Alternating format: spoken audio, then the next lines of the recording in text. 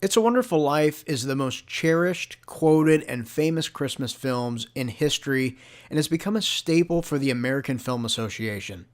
This year marks its mammoth 70th anniversary, and we will be looking at the history and the story of how this little film became the richest gem in Hollywood. So It's a Wonderful Life was directed by Frank Capra and starred Jimmy Stewart, Donna Reed, Henry Travers, Lionel Barrymore, and Thomas Mitchell. It's a Wonderful Life was originally based on an original story titled The Greatest Gift, which was written by Philip Van Doren Stern in November of 1939. So the story was unsuccessfully published, and Stern decided to make a Christmas card out of it and mailed over 200 copies out to family and friends in December of 1943. The story then came to the attention of RKO Pictures, who then bought the rights to it in 1944. Eyeing famed director Cary Grant for the lead as George Bailey, Grant was already commissioned to perform in 3 other films, one being the Christmas classic The Bishop's Wife, so he was unable to star.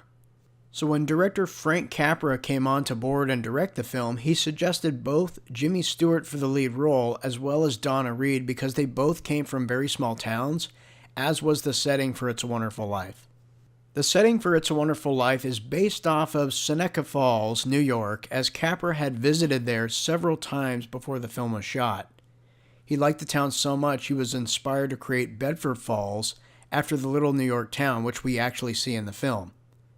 RKO Pictures shot It's a Wonderful Life in Culver City, California, and on an 80-acre movie ranch in Encino where Bedford Falls was created. It was considered one of the biggest movie sets in film history, as the entire town was constructed for the making of the film. The film's set was razed actually in 1954, with the only 2 sets still remaining being the swimming pool where George dances with Mary and also Martini's bar. Some insightful tidbits are as follows. The scene where Uncle Billy is drunk at the wedding reception of Harry Bailey, George puts him in the right direction and you can actually hear a clatter and a clang.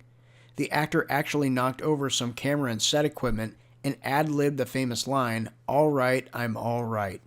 During Jimmy Stewart's phone kissing scene, it was his first on-screen kiss since returning home from the war.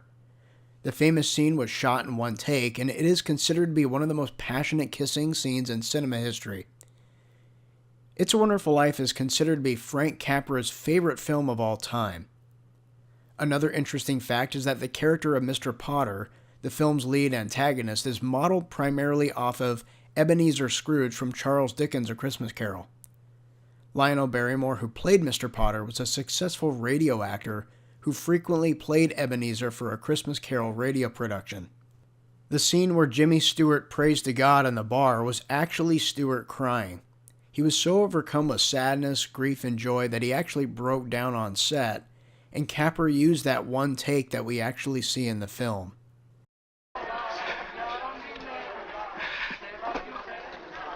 Father in heaven,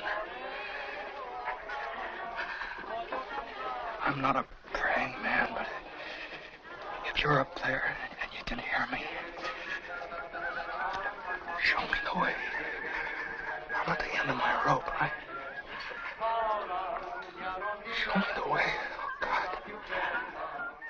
The characters of Bert and Ernie from Jim Henson's Sesame Street are based off of the characters Bert and Ernie from Capra's film.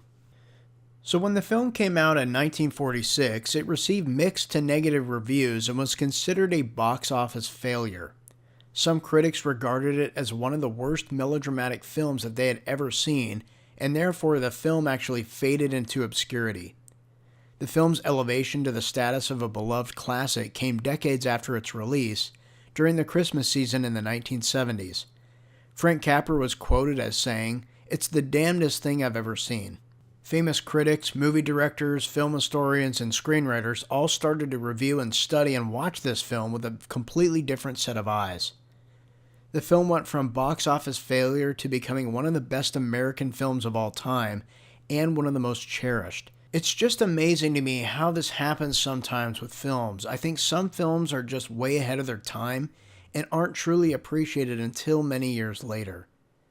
It's a Wonderful Life was deemed historically and culturally significant and was selected for preservation. It's the most played film in the Christmas canon, and it's played in dozens of countries all around the world.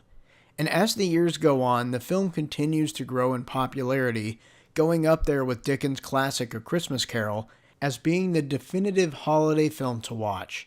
And turning 70 years of age this year, the film seems to have not lost any steam, becoming an angel who truly earns its wings in the heavenly host of Christmas films.